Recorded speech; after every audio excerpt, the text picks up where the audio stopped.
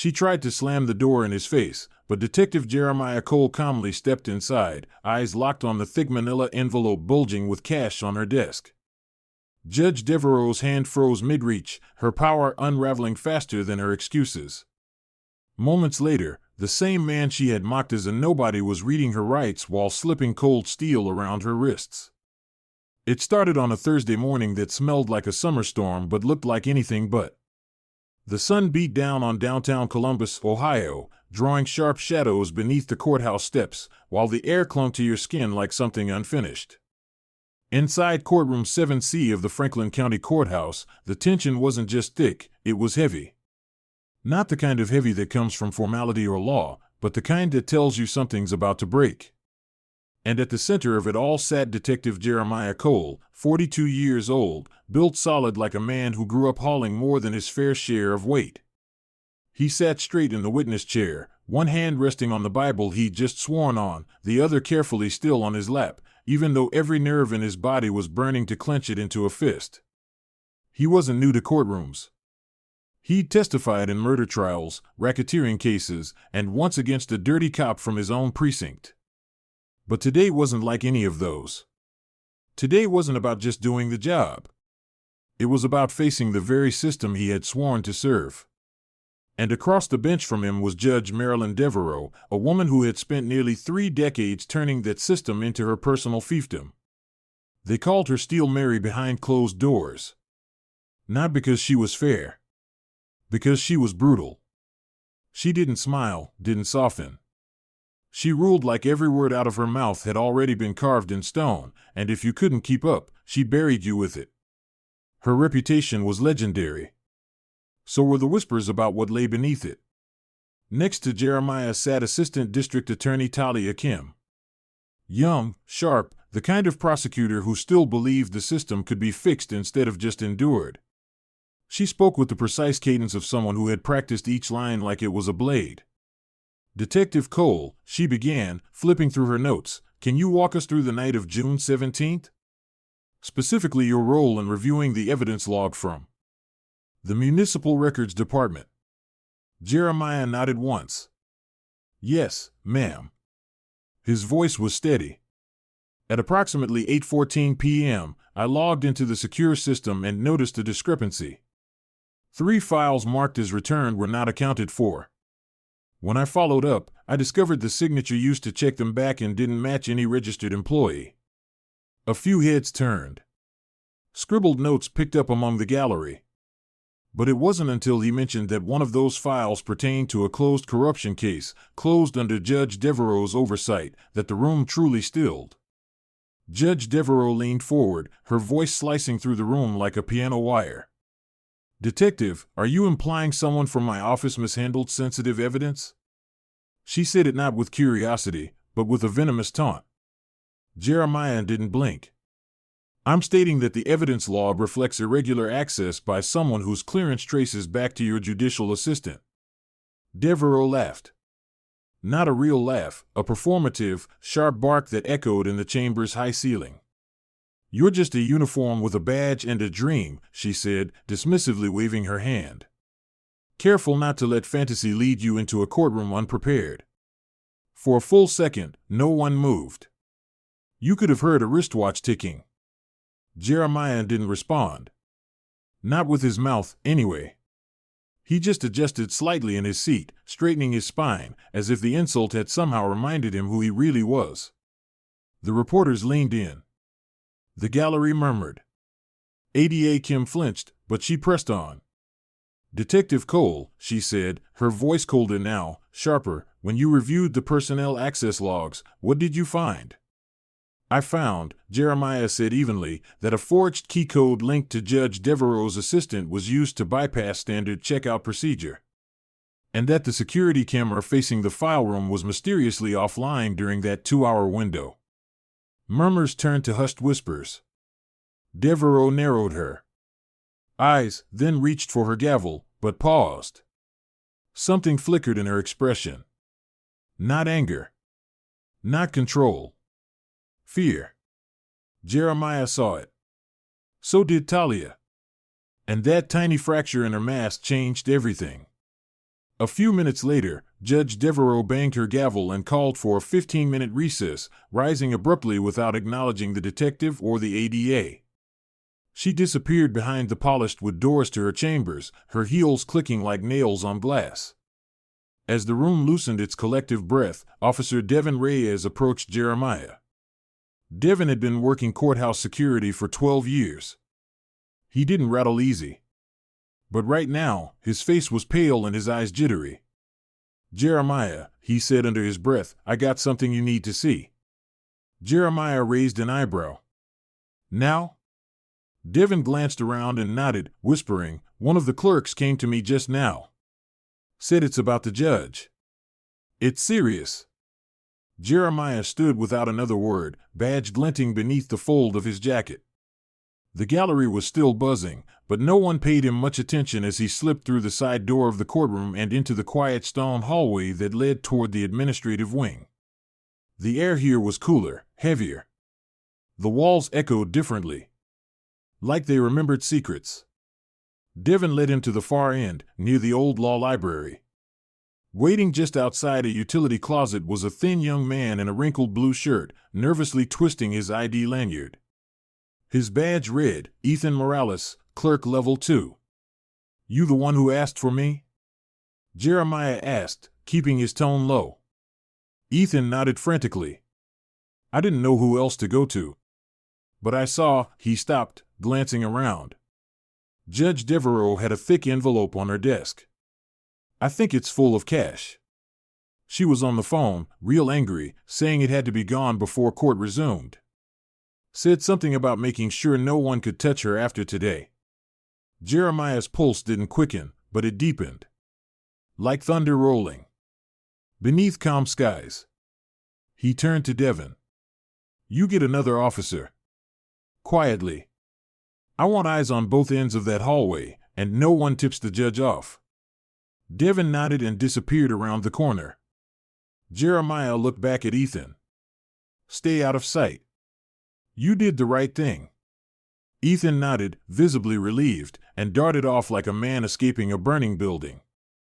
Alone now, Jeremiah turned toward the judge's chambers. One hand brushed against his badge holder as he walked. It wasn't about pride.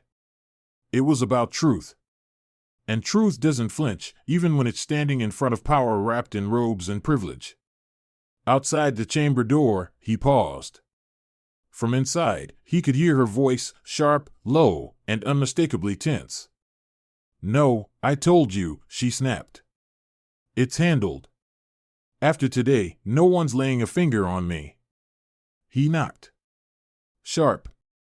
Deliberate. Silence. Then the rustle of paper, the creak of a chair. "Who is it?" "Detective Cole, ma'am. Court security asked me to confirm something." A pause. Long enough for her to consider every option, including escape. Finally, the door opened a crack. Devereaux's face appeared, stretched tight in a smile so fake it could have cracked. "Is there a problem, detective?" she asked sweetly. "Mind if I step inside?" Jeremiah asked, voice flat. She hesitated again. "Actually, I was just..." Jeremiah placed his hand gently against the door and pushed it open. And there it was. On her desk. A manila envelope, thick as a brick, bulging with green. She snatched it, but too late. Her career had just ended in the space between panic and denial. And Jeremiah Cole was the one who had brought the truth with him. Jeremiah didn't flinch. Not when Judge Devereaux smiled that fake, strained smile. Not when she tried to close the door mid-sentence. And certainly not when his eyes caught the envelope, thick, tan, practically swollen, perched brazenly on the edge of her desk like a dare. His body moved before his mind had time to catch up, instinct and discipline working as one. "Mind if I come in, ma'am?" he'd asked again, softer now, like a formality. And then he stepped past her, calm and deliberate, like he'd been here before. Because he had. Maybe not in this exact room. But in enough rooms like it to know that justice doesn't always come with a loud bang. Sometimes, it comes in the form of a quiet man refusing to look away. The door shut behind them with a dull click, sealing the air tight. Judge Devereaux was still holding the envelope, one hand behind her back like a magician about to pull a rabbit, or a felony, out of thin air. "Detective," she said coolly, "this really isn't what's in the envelope." Jeremiah's voice cut through hers like glass. The pause that followed was damning. She didn't answer. Instead, her eyes darted, not to the door, not to the desk, but to the corner of the ceiling, where a small black dome held the courthouse's internal security cam. She was calculating. Jeremiah knew that look. He'd seen it in dealers mid-bust and embezzlers mid-lie. That flicker of desperation behind a crumbling strategy. "Judge," he said, stepping closer, badge now fully visible, voice as calm as Sunday morning, "I need you to place the envelope on the desk." Slowly. Devereaux didn't move. Not for a breath. Not for two. Then she exhaled sharply, her expression twisting from control to contempt. "You don't know what you're doing," she hissed. "You're throwing away your career over rumors and paperwork. Do you think anyone will back you when this is over?" Jeremiah didn't respond. He just waited. And finally, with a grimace so tight it looked painful, she placed the envelope down. It landed on the desk with a dull, unmistakable thud. Jeremiah didn't need to open it to know what was inside. But he did anyway, because procedure mattered. Because optics mattered. Because truth, when backed with evidence, didn't need to shout. He flipped the flap. $100 bills, neatly bound, stuffed thick. Tightly packed bundles like something out of a gangster movie, not a judge's chambers. His jaw didn't clench. His voice didn't rise. He simply said, "You're under investigation, Judge Devereaux. You'll need to stay right where you are." And then, with measured precision, he pulled out his radio. "Call to courthouse security. Confirm presence outside chambers and request immediate support. Possible evidence tampering and obstruction in progress." "Copy that," came Devin's voice, low but clear. "Officer Howard's with me. We're right outside." Moments later, the door opened again. Officer Devin Reyes entered first, his frame steady, eyes locked on the judge. Right behind him was Officer Trina Howard, young but stone-faced, already reaching for her notebook. Devereaux looked at them like they were ghosts, then at the envelope, then back at Jeremiah, as if searching for an escape route that no longer existed. "This is absurd," she snapped. "You're taking the word of a clerk? A scared little boy who probably wants to trade gossip for attention?" "He didn't know what was in the envelope," Jeremiah said calmly. "You just told me." That shut her up. For a long moment, no one moved. Then Trina stepped forward and opened her body cam, stating the time, location, and names present. The room felt smaller. Tighter. More real. Devereaux looked at Jeremiah one last time, eyes blazing with disbelief. "Do you think they'll remember you as a hero?" she asked, her voice cracking just slightly. "They'll forget you. Just like the rest." "Doesn't matter if they remember me," Jeremiah said. "So long as they remember what happened here." Trina took the envelope in carefully. Placed it in an evidence bag. Devin read Devereaux her rights, slow, clear, by the book. And Jeremiah, he did the thing no one thought he'd do that morning. He pulled out the cuffs. Not aggressively. Not to humiliate. But because accountability wears the same metal, no matter who you are. "Marilyn Devereaux," he said, voice as level as stone, "you're under arrest for obstruction of justice, abuse of office, and unlawful possession of state evidence." The cuffs clicked over her wrists like punctuation marks. She jerked slightly but didn't resist further. Her mouth was a thin, bitter line. Her hands, once used to slamming gavels, were now bound behind her back, trembling just enough to betray the fall. As Jeremiah led her out into the hallway, the world exploded. Phones came out of nowhere. Court staff gasped. Reporters descended like hawks spotting prey. "Judge Devereaux, is it true? Are you being charged? Who paid you? Who are you protecting? The questions rang down the marble corridor like bullets. Devereaux didn't answer a single one. She just kept walking, eyes forward, skin pale. The same reporters who had once crowded her press conferences now aimed their cameras at her shackles. And in the middle of that firestorm walked Jeremiah Cole, calm, focused, unshaken. Talia Kim appeared near the courtroom doors, frozen for just a moment in shock. Then her eyes met Jeremiah's. And in that look, one lawyer to one detective, there was no need for words. She understood. The thing they'd suspected, the thing no one had dared say aloud in court, was now in the open. No longer theory. No longer rumor. Truth. Judge Marilyn Devereaux had fallen. And it wasn't the law school dean who caught her. Not the political bigwig. It was the man she'd laughed at, dismissed like background noise. The uniform with a badge and a dream. A few more steps brought them to the elevator bay, where a deputy waited beside a patrol car key. They took her down in the service lift, away from the crowd. Jeremiah stood quietly beside her the entire ride, saying nothing. Letting the silence stretch. She shifted once, as if to speak, but didn't. The cuffs said enough. By the time they reached the basement level, a cruiser had been brought around. The door opened with a mechanical click. Jeremiah guided her into the back seat gently, firm but not rough. He shut the door and stepped back, watching the lights hit the windows, seeing the warped reflection of himself in the mirrored glass. Same posture. Same hands.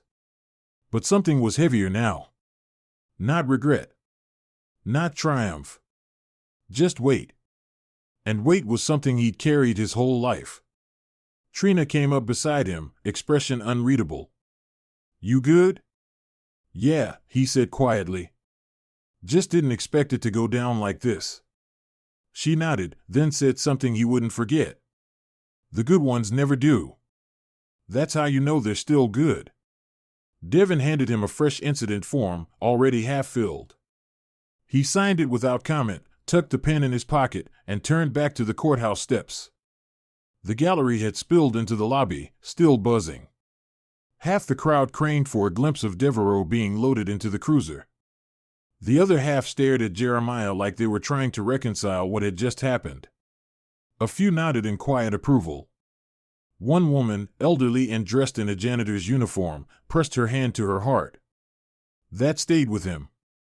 As the cruiser pulled away, the buzz didn't stop. But Jeremiah did. Just for a breath. Then he turned and walked back inside, past the stunned crowd, past the courtroom where it had all begun, and into the quiet hall beyond. He didn't say a word. He didn't need to. Because sometimes, justice doesn't roar. Sometimes it just walks out of a room with its head high and its work unfinished.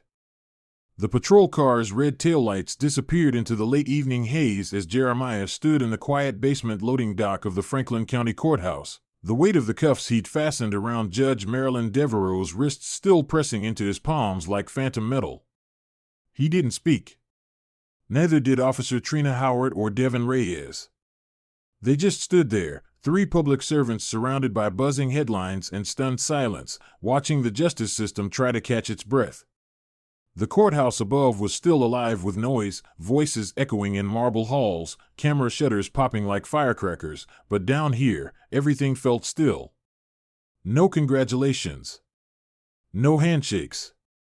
Just the soft click of a cooling engine and the distant hum of a city that wouldn't stop turning. Jeremiah adjusted his badge, nodded to Devin and Trina, then turned without a word and walked out into the night. By the time he reached East Livingston Avenue, the humidity had thickened. The sky hung low, heavy and gray, and the streetlights buzzed faintly like they were struggling to stay awake. He ducked into a small diner that had been around longer than most of the high-rises in Columbus. The kind of place where the coffee tasted like defiance and the air always smelled like cooked onions and old linoleum. It was nearly empty, just two guys in a corner booth watching baseball highlights and an older couple sipping decaf in silence. Jeremiah took the booth by the window, farthest from the door, the seat with the best view of the street. He slid into the cracked red leather, set his badge gently on the table beside a napkin holder, and stared at the empty cup in front of him. He didn't touch the menu. Didn't wave down the waitress. He just sat there. Processing. Not the facts, those had been locked in hours ago. But the wait. The shift. The silence that came after a storm no one believed would ever hit. The bell above the door jingled softly 20 minutes later, and he knew it was her before he looked up. Talia Kim walked in like she'd just stepped off the battlefield, heels scuffed, blouse wrinkled, hair pulled back tight but unraveling at the edges. She spotted him instantly and slid into the booth across from him without asking. She didn't say anything right away. Just let her eyes settle on the badge beside his cup. Then, finally, she exhaled and said, "It's all over the news. CNN, Fox, local stations. They're running the arrest on a loop." Jeremiah nodded once. Figured they would. Talia tilted her head slightly. "You good?" He shrugged. "I'm here." She smiled, but it didn't quite reach her eyes. "You should be proud." Jeremiah didn't respond. He didn't need to. He wasn't looking for pride. He was looking for silence that meant something. He picked up the cup, still empty, and set it back down. "She really thought she was untouchable," Talia said after a beat. "So many people did. Judges, lawyers, city council, she had them all convinced." "She convinced herself first," Jeremiah murmured. The rest followed. Talia steadied him. "It wasn't just about her, was it?" "No." He looked out the window, watching a kid on a bike weave between parked cars. "It never is." The silence stretched again, but it wasn't uncomfortable. It was full. Full of everything they didn't need to say out loud, about power, about silence, about the cost of doing the right thing when the wrong thing is easier and safer and better paid. Talia leaned back, crossing her arms. "Do you think it'll change anything?" Jeremiah didn't answer right away. He looked at his badge, the scratches in the metal, the smudges left behind by years of use. "Maybe not today," he said finally. "But someone's watching. Some kid somewhere who thinks their voice won't matter. Maybe today proves it does." Talia nodded. "You didn't hesitate." "Can't afford to," he replied. "Truth doesn't wait for permission." She smiled again, this time smaller, more real. "I've got a meeting with the AG. In the morning. Internal Affairs is spinning like a top. You're going to be in front of a lot of cameras soon." "Let him come," he said quietly. "I didn't do this for airtime." "I know," she said. Then she stood, tossing a few bills on the table even though neither of them had eaten. "Try to get some rest. Tomorrow's going to be noisy." He nodded, and she turned to go. The bell jingled again, softer this time. Jeremiah sat alone, the quiet settling back over him like a familiar coat. He thought about the years Judge Devereaux had ruled that courthouse like it belonged to her. Thought about all the small voices she'd silenced with a gavel and a glare. Thought about how long he'd kept his head down, thinking that maybe playing by the rules would be enough to fix what was broken. But some systems don't crack from time. They crack from pressure. Honest pressure. Unyielding pressure. The kind that comes from people who don't need a spotlight, just a backbone. He thought about his father, too. The welder with calloused hands who never missed a Sunday at church. Who told him once, when he was 13 and caught up in a fight after school, "You carry your name into every room you walk into. Not your fists. Not your badge. Just your name. So make sure it's worth something." Tonight, Jeremiah knew his name still meant something. Not fame. Not power. But honor. The kind that didn't show up on a resume. The kind that earned its place one quiet act at a time. He picked up his badge and slid it back into his jacket pocket. Then he dropped a tip beside Talia's cash and stood. Outside, the air had cooled just enough to breathe deeper. Street lights flickered. Tires hissed past on wet asphalt. life, as always, moved on. But not without noticing. As Jeremiah walked to his car, he didn't think about tomorrow's headlines or the interviews he'd have to give. He thought about the janitor in the courthouse lobby who watched the arrest with wide eyes and a trembling lip. He thought about Ethan Morales, the clerk who chose courage when silence would have been safer. And he thought about the kids growing up in neighborhoods like the one he came from, watching, listening, learning what justice really looked like. Because sometimes it doesn't wear a robe. Sometimes it wears a badge. Sometimes it's not loud. It doesn't shout. It just walks out of a diner, under streetlights, and leaves footprints that say, the truth matters. Even when it's quiet. Even when it's hard. Even when you're the only one standing for it. Especially then. In a world where titles often speak louder than truth, the story of Detective Jeremiah Cole reminds us that integrity is not about recognition, it's about resolve.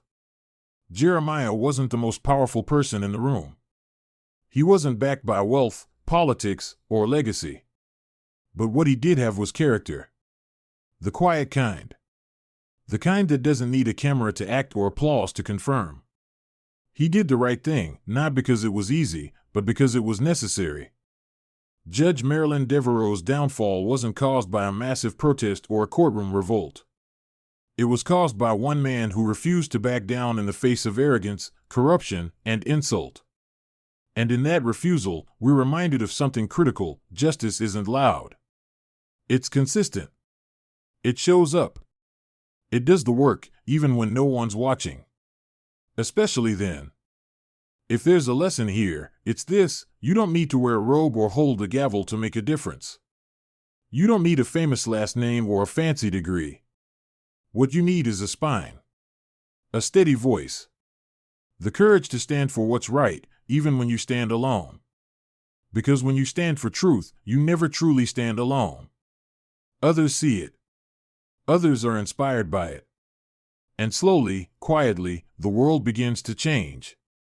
So wherever you are today, whether you're in a position of power or just trying to make it through the week, remember that your voice matters. Your choices matter. You may be overlooked. You may be underestimated. But never believe that makes you powerless. The truth isn't owned by the elite. It belongs to anyone brave enough to protect it. And to all our listeners here at U.S. Justice Story, thank you. Thank you for believing in stories that matter. Thank you for standing with us as we shine a light on injustice, resilience, and the quiet strength of everyday heroes. If this story moved you, inspired you, or reminded you of the power we each hold, please like, share, and pass it on to someone who needs that reminder. We'll be back with more true-to-life stories that speak to the heart, challenge the system, and uplift the soul. Until then, keep standing. Keep speaking. And never forget, your name is your legacy. Make it one that stands for something.